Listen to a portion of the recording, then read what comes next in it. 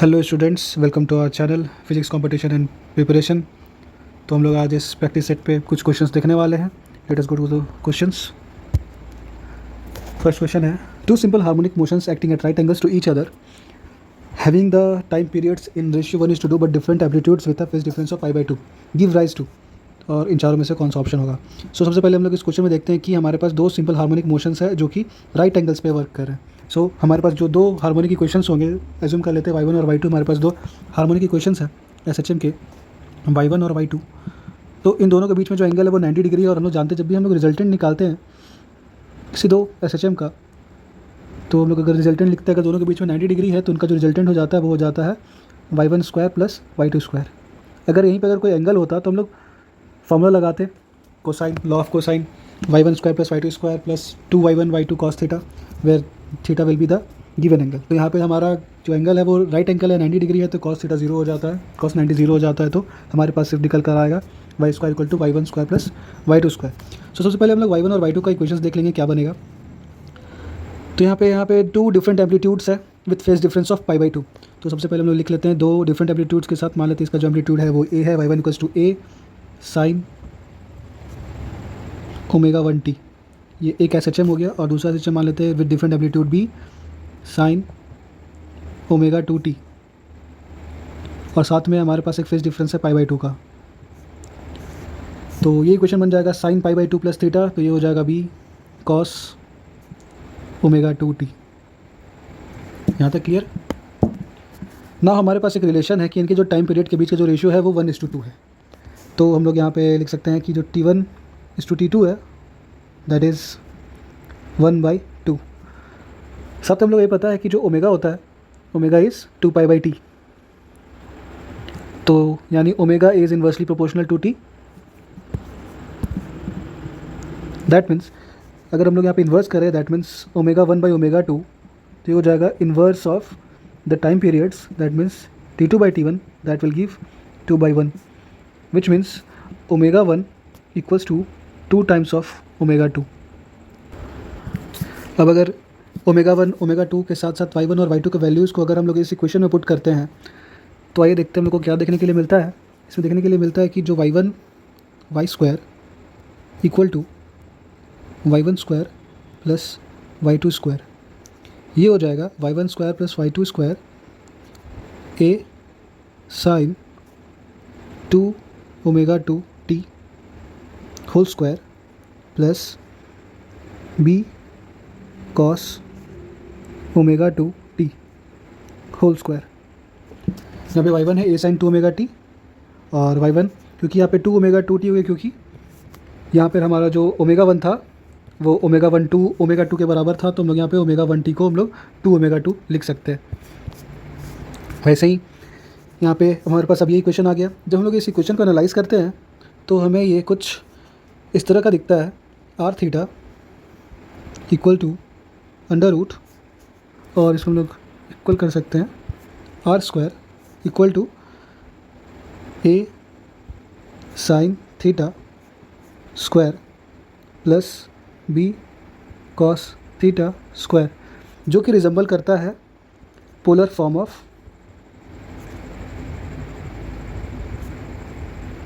Of ellipse. ये कुछ इस तरह का ही है ऑलमोस्ट। तो हम लोग बोल सकते हैं कि ये जो गिवन इक्वेशन है हमारे पास, this given equation is nothing but a elliptical motion. So option B will be correct answer, elliptical motion. तो चलते हैं नेक्स्ट क्वेश्चन पे। The ray reflected at the surface of glass will be highly polarised when incident at glass surface at an angle. तो यहाँ पे हमारे पास कोई एक हाईली पोलराइज्ड लाइट है जो किसी एंगल पे इंसिडेंट हो रहा है ग्लास सरफेस पे, तो हमें उसका एंगल ऑफ पोलराइजेशन फाइंड करना है, which will be highly polarized angle. तो ये कब होता है? तो इसके लिए हमारे पास फॉर्मूला होता है μ = tan of IP। That means यहाँ पे जो म्यू है ये है refractive index of the given material. हमारे पास जो मटेरियल है वो है ग्लास सरफेस, तो हम लोग यहाँ पे म्यू की जगह पे हम लोग लिखेंगे म्यू ऑफ ग्लास होता है 1.5, refractive index of glass is 1.5 या 3/2 हम लोग लिख सकते हैं। दैन यहाँ पे 10 और IP है वो है angle of polarization at the incident angle IP। So हम लोग जब IP फाइंड करेंगे that will be equals to tan inverse 1.5, which will be equals to 57 degree. So our answer will become 57 degree, option number C. If V equal to 2x square minus 3y square plus z square represent the electrostatic potential at a point, electric field intensity at point 1, 2 and -1 is. So हमारे पास यहाँ पर given है the potential का term यहाँ पे given है और हम लोग को फाइंड करना है इलेक्ट्रिक फील्ड इंटेंसिटी कहाँ, at a given point this 1, 2 और -1 पे। तो चलिए सबसे पहले हम लोग एक फार्मूला यूज़ कर लेते हैं। वी नो दैट, हम लोग जो जानते हैं कि जो इलेक्ट्रिक फील्ड होता है that is the differentiation of potential with respect to R in the given coordinates. D by D R equals to minus D by D R, हम लोग वी की वैल्यू पुट करेंगे minus D by D R, जो कि हो जाएगा 2x square minus 3y square और plus z square. हम जब इसको डिफ्रेंशिएट करेंगे 2x square will become 4x, sorry पहले हम लोग ये माइनस ले लेंगे, ये माइनस यहाँ पे आगे आ जाएगा, माइनस ये हो जाएगा 4x minus 3y square will become 6y और plus z square will become plus 2z on differentiating. हमारे पास ये ई की वैल्यू आ गई। अब हम लोग इसका इलेक्ट्रिक फील्ड इंटेंसिटी फाइंड करेंगे, the electric field intensity E vector at the given point 1, 2, -1, यानी x की वैल्यू 1, y की वैल्यू 2 और z की वैल्यू -1 हम लोग यहाँ पे पुट करेंगे।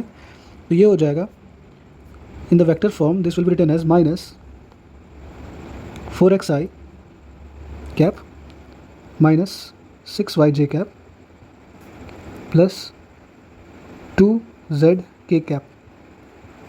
इसको ओपन करेंगे तो हो जाएगा -4x, x की जगह पे हम लोग 1 पुट करेंगे, x की जगह पे हम लोग 1 पुट करेंगे, y की जगह पे 2 पुट करेंगे और z की जगह पे -1 पुट करेंगे। तो हम लोग को मिलेगा ये -4x और -4i माइनस प्लस 6 × 2 12j और प्लस की जगह पे हो जाएगा minus this minus plus 2 is -2 and -1, it will become plus 2k।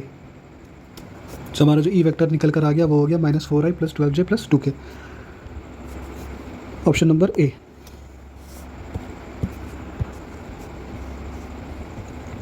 Next question पे आते हैं हम लोग।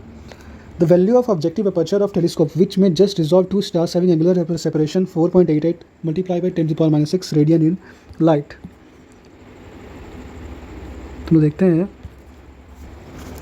इसमें क्या हो जाएगा। हमारे पास ये निकालने के लिए दिया है objective aperture of the telescope which may just resolve 2 stars having the angular separation is given and wavelength is given. तो हमारे पास 3 चीज़ें हैं, हम लोग इन तीनों का यूज़ करना है। सबसे पहले हम लोग को निकालने के लिए जो बोला जा रहा है वो है D, angular aperture.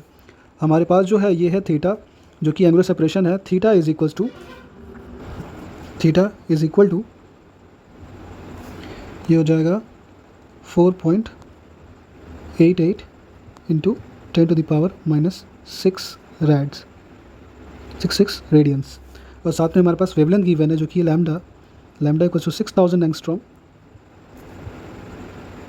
That means 6 × 10⁻⁻7 metres. अब इन लोगों का हम यूज़ करके हम लोग इसका ऑब्जेक्टिव अपर्चर निकालेंगे, D equals to lambda by theta, that means 6 × 10⁻⁷ metres divided by 4.88 multiply by 10⁻⁶ rad. ये हमारे पास आएगा 0.15 मीटर्स, दैट मीन्स 15 सेंटीमीटर्स। हमारा 15 centimetre will be the correct option number A, 15 centimetre. The dimension formula for absolute permeability of vacuum is. तो हमारे पास जो absolute permeability है जिसको हम लोग म्यू से डिनोट करते हैं, म्यू हम लोग जानते हैं, म्यू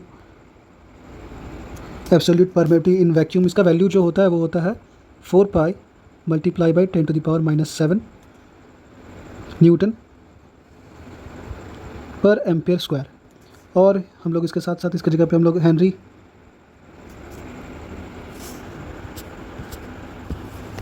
पर मीटर भी लिखते हैं। तो हम लोग इसका यूज़ कर सकते हैं, इसका भी यूज़ कर सकते हैं हम इसका डायमेंशन फाइंड करने के लिए। न्यूटन का हम लोग जानते हैं, न्यूटन के लिए होता है M/L/T-2 और साथ में एम्पियर के लिए हम लोग लिखते हैं A-2। तो अगर इन दोनों को मर्ज कर देते हैं तो हमारा बन जाता है ML/T-2 A-2। तो और ये हमको देखने मिल सकता है ऑप्शन नंबर ए में। तो हमारा option number A correct answer हो जाएगा। Energy of photon of the wavelength 6600 angstrom is. तो हमें एनर्जी फाइंड करना है, energy of a photon of the wavelength is given. ठीक है, तो हमको पता है सबसे पहले वेवलेंथ हमारे पास क्या गिवन है,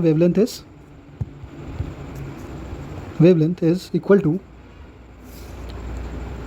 6600 angstrom.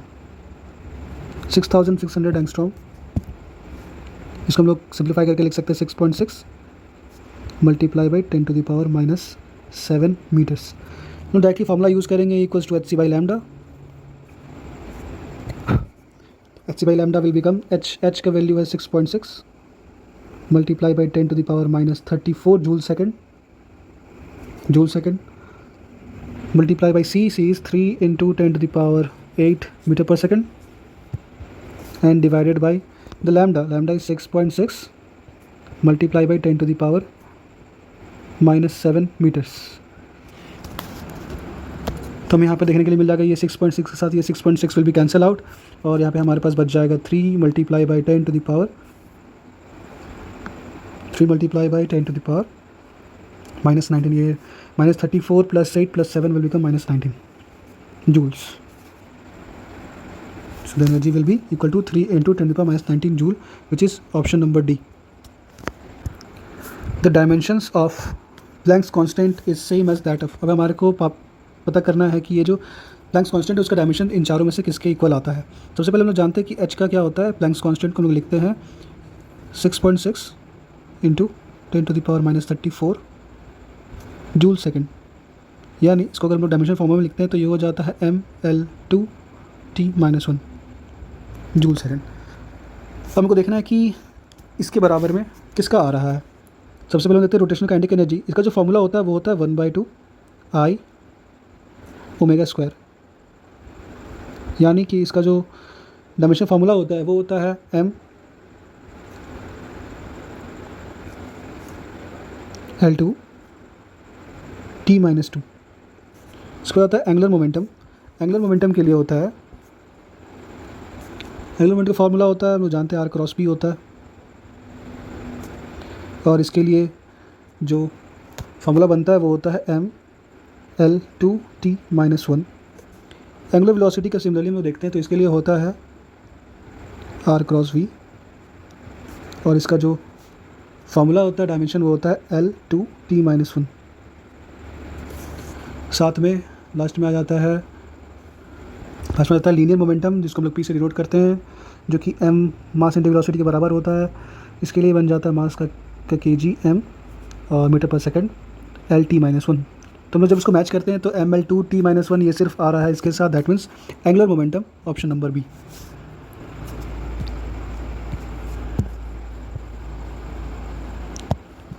A particle moves in 3 dimensions such that its position versus time equation x, y, z in meters and t in seconds are x equal to t square plus t plus 2, y equal to t square minus t plus 1 और z equals to 2 sin pi t। तो हमें क्या find करना है, acceleration vector find करना है for t equals to 1 second के लिए। सबसे पहले हम लोग चलते हैं यहाँ पर इस क्वेश्चन में, तो हमें सबसे पहले यहाँ पर दिखाई देता है कि हमारे पास x की वैल्यू है, y की वैल्यू है और z की वैल्यू है। तो सबसे पहले हम लोग x के कॉरस्पॉन्डिंग वेलोसिटी निकालेंगे, जो कि हम लोग ले लेते हैं vx, जो कि हो जाएगा dx/dt। तो यहाँ पे हम लोग d/dt कर लेते हैं, और ये इक्वल हो जाएगा t² प्लस t प्लस 2। इससे हमको मिल जाएगा 2t प्लस 1 मीटर पर सेकेंड।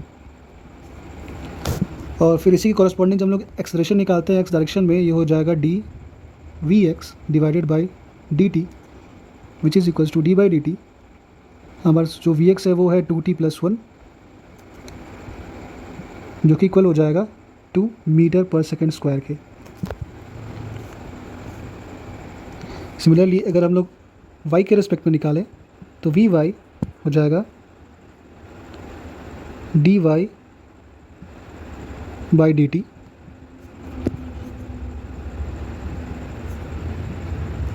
d/dt।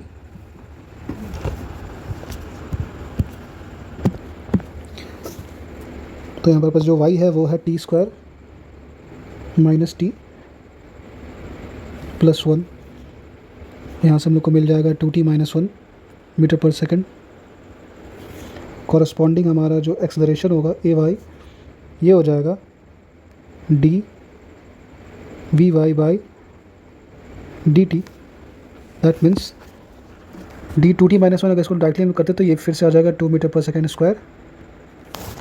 एट लास्ट जब हम लोग z के लिए निकालते हैं तो वी जेड जो आएगा वो D Z by D T which will be equal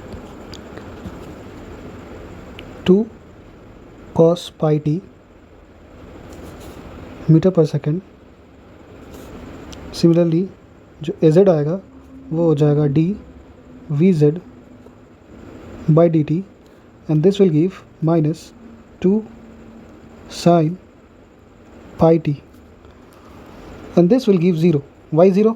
Because it is a function of sin pi, and the function of sin pi is always 0. So हम लोग अब फाइनली देखते हैं, हम लोग इस ए एक्स ए वाई और ए जेड के वैल्यू को हम लोग फाइनली एक्सेलरेशन वेक्टर को फाइंड करने के लिए निकालेंगे। तो हमें मिलेगा acceleration vector is A X I cap plus A Y J cap plus A Z K cap. हमारा ए जेड तो 0 हो गया था तो हम उसको एलिमिनेट कर देंगे। ए एक्स इज़ 2 मीटर पर सेकेंड और ए वाई 2 मीटर पर second. This will give metre पर second square 2 times of I cap plus j cap meter per second square. That means the option number A is the correct answer. Now let us go to the question number this. इसमें है a whistle producing sound of 450 hertz. सबसे पहले हमारे पास given है कि जो frequency of sound है वो है 450 hertz approaching towards the stationary observer. Observer कैसा है? स्टेशनरी ऑब्जर्वर, यानी velocity of observer is 0 with the speed of 33 meter पर सेकंड। तो हमारा जो सोर्स है, जो विसल है, हमारा जो सोर्स है वो 33 मीटर पर सेकंड के साथ स्टेशनरी ऑब्जर्वर को अप्रोच कर रहा है। है the velocity of sound given as 330 meter पर सेकंड। तो हमें अपरेंट फ्रीक्वेंसी फाइंड करनी है ऑफ द ऑब्जर्वर। तो हमारे पास जो अपरेंट फ्रीक्वेंसी का जो फॉर्मूला होता है वो होता है वी अपरेंट इक्वल्स टू